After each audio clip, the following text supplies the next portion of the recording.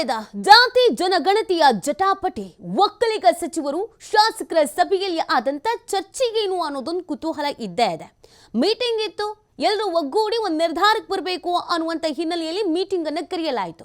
Meeting ಆಗಿದೆ. ಈ meeting ನಲ್ಲಿ ಒಂದು ನಿರ್ಧಾರಕ್ಕೆ ಬಂದಿದ್ದಾರೆ. ಏನ್ ನಿರ್ಧಾರ, ಏನ್ ಚರ್ಚೆ ಮಾಡಿದ್ರು, ಫೈನಲಿ ಯಾವ ವಿಚಾರದಲ್ಲಿ ಈಗ ಒಮ್ಮತದ ನಿರ್ಧಾರದಲ್ಲಿ ಇದ್ದಾರೆ. ಡಿಕೆಶಿ ನೇತೃತ್ವದ ಸಭೆಯಲ್ಲಿ ಕಾಂತರಾಜ್ ವರದಿಯ ಜಾರಿಗೆ ವಿರೋಧ ವ್ಯಕ್ತವಾಗಿದೆ ಅನ್ನೋದ್ರ ಬಗ್ಗೆ ಅಪ್ಡೇಟ್ ಸಿಗ್ತಾ ಇದೆ. ಜಯಪ್ರಕಾಶ್ ಹೆಗ್ಡೆ ಕೊಟ್ಟಿರುವಂತ ಮೀಸಲಾತಿ ಹೆಚ್ಚಳದ ಶಿಫಾರಸಿಗೆ ಸಮ್ಮತಿ ಕೊಟ್ಟಿದ್ದಾರಂತೆ. ಹೊಸದಾಗಿ ವೈಜ್ಞಾನಿಕ ಸಮೀಕ್ಷೆಯನ್ನು ನಡೆಸಿ ವರದಿ ಅನುಷ್ಠಾನ ಮಾಡೋದಕ್ಕೂ ಕೂಡ ಒಪ್ಪಿಗೆ ಕೊಟ್ಟಿದ್ದಾರೆ. ಇದನ್ನೇ ನಾಳೆಯ ಕ್ಯಾಬಿನೆಟ್ ಸಭೆಯಲ್ಲೂ ಕೂಡ ಮಂಡಿಸಬೇಕು ಅನ್ನುವಂಥ ನಿಟ್ಟಿನಲ್ಲಿ ತಯಾರಾಗಿದ್ದಾರೆ. ಡಿಸಿಎಂ ಡಿಕೆಶಿಗೆ ಸಂಪೂರ್ಣ ಬೆಂಬಲ ವ್ಯಕ್ತಪಡಿಸಿದ್ದಾರೆ ಒಕ್ಕಲಿಗ ಸಮುದಾಯದ ಶಾಸಕರುಗಳು. ಸರ್ಕಾರವನ್ನು ವಿರೋಧಿಸದೆಯೇ ನಿಲುವನ್ನು ಪ್ರಕಟಿಸಿ ಡಿಕೆಶಿಗೆ ಬೆಂಬಲವನ್ನು ನೀಡುತ್ತಿದ್ದಾರೆ. ಇದೇ ನಿರ್ಣಯವನ್ನೇ ಕ್ಯಾಬಿನೆಟ್ನ ಮುಂದಿಡೋದಕ್ಕೆ ಕೂಡ ಡಿಸಿಎಂ ಡಿಕೆ ಶಿವಕುಮಾರ್ ಅವರು ನಿರ್ಧರಿಸಿದ್ದಾರೆ ಅನ್ನೋದು ಗೊತ್ತಾಗ್ತಾ ಇದೆ. ನೋಡಿ, ಇದು ನಿನ್ನೆ ಒಕ್ಕಲಿಗ ಸಮುದಾಯದ ನಾಯಕರುಗಳ ಮೀಟಿಂಗ್ ಇದ್ದಿದ್ದು. ಶಾಸಕರುಗಳು ಯಾರ್ಯಾರು ಇದ್ರೋ ಎಲ್ಲ ಶಾಸಕರುಗಳು ಈ ಮೀಟಿಂಗಿಗೆ ಹಾಜರಾಗಲೇಬೇಕು ಅನ್ನುವಂಥ ಸೂಚನೆ ನೀಡಲಾಗಿತ್ತು. ಆ ಕಾರಣಕ್ಕಾಗಿ ಎಲ್ಲರೂ ಭಾಗ್ಯ ಆಗಿದ್ರು. ಒಕ್ಕಲಿಗ ಸಮುದಾಯದ ನಾಯಕರುಗಳ ಜೊತೆಗೆ ಮುಖಂಡರುಗಳ ಜೊತೆಗೂ ಕೂಡ ಚರ್ಚೆ ಆಗಿದೆ. ಒಕ್ಕಲಿಗ ಸಂಘದವರು ಇರ್ತಾರಲ್ಲ, ಅವ್ರ ಜೊತೆಗೂ ಕೂಡ ಚರ್ಚೆ ಆಗಿದೆ. ಉಗ್ರವಾದಂಥ ಹೋರಾಟವನ್ನು ಮಾಡಬೇಕಾಗುತ್ತೆ ಈ ಒಂದು ವರದಿ ಅನುಷ್ಠಾನಕ್ಕೆ ಬಂದರೆ ಅನ್ನುವಂಥ ಎಚ್ಚರಿಕೆಯನ್ನು ಒಕ್ಕಲಿಗ ಸಂಘದವ್ರು ನೀಡಿದ್ದಾರೆ. ಕರ್ನಾಟಕ ಬಂದ್ ಆಗೋ ರೀತಿಯಲ್ಲಿ ನಾವು ಪ್ರತಿಭಟನೆ ಮಾಡಿಬಿಡ್ತೀವಿ, ಹೋರಾಟ ಮಾಡಿಬಿಡ್ತೀವಿ ಅಂತ. ಇತ್ತ ಕಾಂಗ್ರೆಸ್ನ ಶಾಸಕರುಗಳ ತೀರ್ಮಾನ ಏನಾಗಿದೆ ಅಂತಂದರೆ, ಹೊಸದಾಗಿ ವೈಜ್ಞಾನಿಕ ಸಮೀಕ್ಷೆಯನ್ನು ನಡೆಸಿ ವರದಿಯನ್ನು ಮಂಡನೆ ಮಾಡಿ. ಅದರಲ್ಲಿ ನಮ್ದೇನು ತಕರಾರಿಗಿಲ್ಲ. ಜೊತೆಗೆ ಕಾಂತರಾಜು ಅವರ ವರದಿ ಇದೆಯಲ್ಲ, ಅದು ಬೇಡವೇ ಬೇಡ, ಬಿಲ್ಕುಲ್ ನಾವು ಒಪ್ಕೊಳ್ಳೋಕೆ ರೆಡಿನೇ ಇಲ್ಲ. ಆದರೆ ಜಯಪ್ರಕಾಶ್ ಹೆಗ್ಡೆ ಅವರ ಮೀಸಲಾತಿ ವಿಚಾರ ಇದೆಯಲ್ಲ, ಅದು ನಮ್ಗೆ ಬೇಕಾದ್ರೆ ಓಕೆ ಫೈನ್ ಅಂತ ಹೇಳಿದ್ದಾರೆ. ಸೊ ಇದು ಈ ಚರ್ಚೆಯಲ್ಲಿ ಪ್ರಮುಖವಾಗಿ ಅಂಶಗಳಾಗಿದ್ದು. ಇದನ್ನೇ ನಾಳೆ ಕೂಡ ಏನೋ ಸಭೆ ಕರೆಯಲಾಗಿದೆಯೋ, ಸಚಿವ ಸಂಪುಟ ಸಭೆ ಕರೆಯಲಾಗಿದೆಯೋ ಅಲ್ಲಿ ಮಂಡಿಸುವಂತ ನಿರ್ಧಾರಕ್ಕೆ ಬಂದಿದ್ದಾರೆ.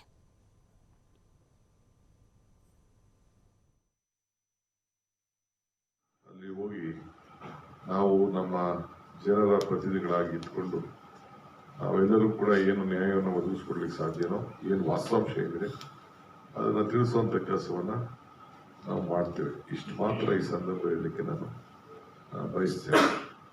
ಸೊ ಎಲ್ಲರೂ ಒಟ್ಟಿಗೆ ನಾವು ಏನು ಮಾತಾಡಬೇಕು ಅಂತೇಳಿ ಒಂದು ಧ್ವನಿಯಾಗಿ ಮಾತಾಡ್ಕೊಂಡಿದ್ದೀವಿ. ಆ ವಿಚಾರವನ್ನು ನಾವು ಅಲ್ಲಿ ಮಂಡಿಸ್ತೇವೆ.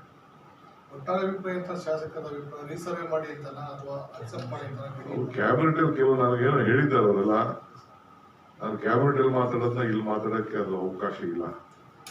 Cabinet is A secret confidential meeting. Cabinet ಅಂದ್ರೆ ಗೌಪ್ಯ.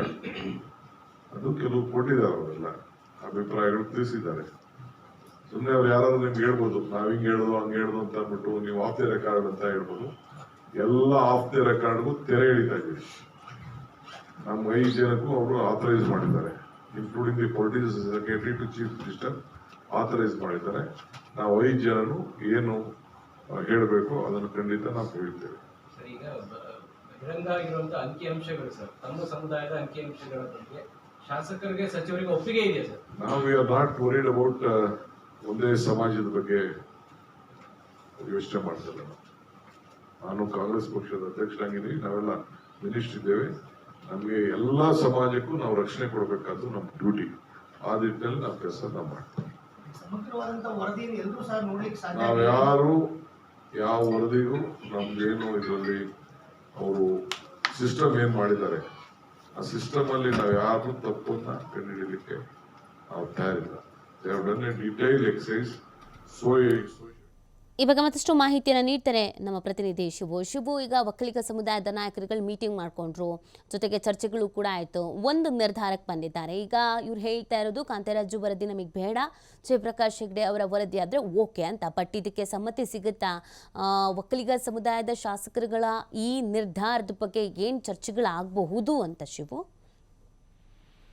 ನಿನ್ನೆ ಸಂಜೆ ಡಿಕೆ ಶಿವಕುಮಾರ್ ಅವರ ನೇತೃತ್ವದಲ್ಲಿ ಒಕ್ಕಲಿಗ ಸಮುದಾಯದ ಶಾಸಕರು ಮತ್ತು ಎಂಎಲ್ಸಿಗಳ ಸಭೆಯನ್ನು ನಡೆಸಲಾಯಿತು. ಕಾರಣ ನಾಳೆ ಸಚಿವ ಸಂಪುಟ ಸಭೆ ಇದೆ. ಸಂಪುಟ ಸಭೆ ಕರೆದಿರುವಂತದ್ದು ಜಾತಿ ಗಣತಿ ವರದಿಯ ಬಗ್ಗೆ ಸಮಗ್ರವಾಗಿ ಚರ್ಚೆಯನ್ನ ಮಾಡೋದಕ್ಕೆ ಒಂದು ಅಂತಿಮ ನಿರ್ಧಾರವನ್ನ ತೆಗೆದುಕೊಳ್ಳುವಂತ ಹಿನ್ನೆಲೆಯಲ್ಲಿ. ಸೊ ಹಾಗಾಗಿ ನಾಳೆ ಯಾವ ವಿಚಾರವನ್ನ ನಾವು ನಮ್ಮ ಅಭಿಪ್ರಾಯವನ್ನ ಅಲ್ಲಿ ವ್ಯಕ್ತಪಡಿಸ್ಬೇಕು ಮತ್ತೆ ಸಮುದಾಯದ ಹಿತಕ್ಕಾಗಿ ನಾವು ಅಲ್ಲಿ ಯಾವ ನಿರ್ಧಾರವನ್ನ ಪ್ರಕಟ ಮಾಡಬೇಕು ಅನ್ನುವಂತ ನಿಟ್ಟಿನಲ್ಲಿ ನಿನ್ನೆ ಒಕ್ಕಲಿಗ ಸಮುದಾಯದ ಶಾಸಕರು ಮತ್ತೆ MLCಗಳ ಅಭಿಪ್ರಾಯವನ್ನ DK ಶಿವಕುಮಾರ್ ಅವರು ಸಂಗ್ರಹ ಮಾಡಿದ್ದಾರೆ. ಬಹುತೇಕರು ಆ ವರದಿಗೆ, ಕಾಂತರಾಜ್ ಅವರ ವರದಿಗೆ ಆಕ್ಷೇಪವನ್ನ ವ್ಯಕ್ತಪಡಿಸಿದ್ದಾರೆ, ವಿರೋಧವನ್ನ ವ್ಯಕ್ತಪಡಿಸಿದ್ದಾರೆ. ಕಾಂತರಾಜ್ ಅವರ ಯಥಾವತ್ತು ವರದಿಯನ್ನ ಜಾರಿಗೆ ತರುವಂತದ್ದು ಬೇಡ, ಅದಕ್ಕೆ ತೀವ್ರವಾಗಿ ವಿರೋಧವನ್ನ ವ್ಯಕ್ತಪಡಿಸಬೇಕು. ಸಮುದಾಯದಿಂದಲೂ ಕೂಡ ಅದೇ ರೀತಿಯಾದಂತ ಒತ್ತಡಗಳು ನಮ್ಗೆ ಬಂದಿದೆ. ಹಾಗಾಗಿ ಸಂಪುಟ ಸಭೆಯಲ್ಲಿ ನೀವೆಲ್ಲ ಸಚಿವರು ಕೂಡ ಇದನ್ನ ಒಕ್ಕೊರಲಿನಿಂದ ವಿರೋಧವನ್ನ ಮಾಡಬೇಕು. ಹಾಗೆ ಜಯಪ್ರಕಾಶ್ ಹೆಗಡೆ ಅವರು ಕೊಟ್ಟಿರುವಂತ ಪರಿಷ್ಕೃತ ವರದಿ ಏನಿದೆ ಅದರಲ್ಲಿ ಮೀಸಲಾತಿ ಹೆಚ್ಚಳದ ಬಗ್ಗೆ ಅವರು ಶಿಫಾರಸನ್ನ ಮಾಡಿದ್ದಾರೆ. ಅದರ ಬಗ್ಗೆ ನೀವು ಒಲವನ್ನ ತೋರಿಸಬಹುದು ಅನ್ನುವಂತ ಅಭಿಪ್ರಾಯಗಳನ್ನ ಶಾಸಕರು ಕೊಟ್ಟಿದ್ದಾರೆ. ಹಾಗಾಗಿ DK ಶಿವಕುಮಾರ್ ಅವರು ಕೂಡ ಸರ್ಕಾರದ ಹಿತ ಹಾಗೆ ನಮ್ಮ ಸಮುದಾಯದ ಹಿತವನ್ನ ಪರಿಗಣನೆ ಮಾಡಿ ನಾವು ನಾಳಿನ ಸಂಪುಟ ಸಭೆಯಲ್ಲಿ ನಮ್ಮ ವಿಚಾರವನ್ನ ಅಲ್ಲಿ ಪ್ರಸ್ತಾಪವನ್ನ ಮಾಡ್ತೇವೆ ಅನ್ನುವಂತ ಹೇಳಿಕೆಯನ್ನ ಸಭೆ ಮುಗಿದ ನಂತರ ಕೊಟ್ಟಿದ್ದಾರೆ. ಹಾಗಾಗಿ ಇವತ್ತು ರೆಡ್ಡಿ ಸಮುದಾಯದಿಂದಲೂ ಕೂಡ ಸಭೆಯನ್ನ ಕರೆಯಲಾಗಿದೆ. ಒಕ್ಕಲಿಗ ಸಮುದಾಯದಲ್ಲೇ ಗುರುತಿಸಿಕೊಂಡಿರುವಂತಹ ರೆಡ್ಡಿ ಸಮುದಾಯದ ನಾಯಕರು ಕೂಡ ಇವತ್ತು ಸಭೆಯನ್ನು ನಡೆಸ್ತಾ ಇದ್ದಾರೆ. ರಾಮಲಿಂಗಾರೆಡ್ಡಿ ಅವರ ನೇತೃತ್ವದಲ್ಲಿ ಆ ಸಭೆ ನಡೆಯುತ್ತೆ. ಸುಮಾರು 7.5 ಲಕ್ಷ ಜನ ರಾಜ್ಯದಲ್ಲಿದ್ದೇವೆ. ಹಾಗಾಗಿ ನಮಗೂ ಕೂಡ ಸೂಕ್ತ ಪ್ರಾತಿನಿಧ್ಯ ಸಿಕ್ಕಿಲ್ಲ, ಆ ಕಾರಣಕ್ಕೆ ನಾನು ಸಭೆಯನ್ನು ನಡೆಸ್ತೇನೆ ನಾಳೆ ಅಂತೇಳಿ ರಾಮಲಿಂಗಾರೆಡ್ಡಿ ಅವರು ಕೂಡ ಹೇಳಿದ್ದಾರೆ. ಇವತ್ತು ರಾಮಲಿಂಗಾರೆಡ್ಡಿ ಅವರ ನೇತೃತ್ವದಲ್ಲಿ ಕೂಡ ಈ ಒಂದು ಒಕ್ಕಲಿಗ ರೆಡ್ಡಿ ಸಮುದಾಯದ ಸಭೆ ನಡೆಯುತ್ತೆ. ಆ ಸಭೆಯ ನಂತರ ನಾಳೆ ಕ್ಯಾಬಿನೆಟ್ ನಲ್ಲಿ ಅವರು ಕೂಡ ತಮ್ಮ ಅಭಿಪ್ರಾಯವನ್ನ ಮಂಡನೆ ಮಾಡಲಿದ್ದಾರೆ. ಬಹುತೇಕವಾಗಿ ಎಲ್ಲರೂ ಕೂಡ ಕಾಂತರಾಜ್ ಅವರ ವರದಿಯನ್ನ ವಿರೋಧ ಮಾಡಿದ್ದಾರೆ. ಜಯಪ್ರಕಾಶ್ ಹೆಗಡೆ ಅವರು ಕೊಟ್ಟಿರುವಂತ ಪರಿಷ್ಕೃತ ವರದಿಯ ಶಿಫಾರಸುಗಳನ್ನ ಅವರು ಒಪ್ಕೊಂಡಿದ್ದಾರೆ. ಅದನ್ನ ಕೇಂದ್ರ ಸರ್ಕಾರಕ್ಕೆ ರಾಜ್ಯ ಸರ್ಕಾರ ಶಿಫಾರಸನ್ನ ಮಾಡಬೇಕಾಗತ್ತೆ. ಕೇಂದ್ರ ಸರ್ಕಾರ ಯಾವ ನಿರ್ಧಾರವನ್ನ ತೆಗೆದುಕೊಳ್ಳುತ್ತೆ, ತದನಂತರದಲ್ಲಿ ಅದು ಎಲ್ರಿಗೂ ಕೂಡ ಇಂಪ್ಲಿಮೆಂಟ್ ಆಗತ್ತೆ. ಸೊ ಅಲ್ಲಿಯವರೆಗೆ ಅದನ್ನ ವರದಿಯನ್ನ ನಾವು ಇಲ್ಲಿ ಅನುಷ್ಠಾನ ಮಾಡೋದು ಬೇಡ ಅನ್ನುವಂತ ನಿರ್ಧಾರವನ್ನ ನಿನ್ನೆ ನಡೆದಂತ ಸಮುದಾಯದಲ್ಲಿ ಕೂಡ ತೆಗೆದುಕೊಳ್ಳಲಾಗಿದೆ. ಇವತ್ತು ರೆಡ್ಡಿ ಸಮುದಾಯ ನಡೆಸುವಂತ ಸಭೆಯಲ್ಲಿ ಕೂಡ ಇದೇ ನಿರ್ಧಾರ ಬಹುತೇಕವಾಗಿ ಹೊರಬರುವಂತ ಸಾಧ್ಯತೆಗಳಿದೆ. ನೀತಿ ಫೈನ್, ಥ್ಯಾಂಕ್ ಯು ಶುಭ, ತಮ್ಮೆಲ್ಲ ಡೀಟೇಲ್ಸ್ಗಾಗಿ. ಅದಾದ ನಂತರ ವರದಿ ಬಂದ ನಂತರವೂ ಸಹ ಇದುವರೆಗೆ ವರದಿ ರಿಲೀಸ್ ಆಗೋ ತನಕ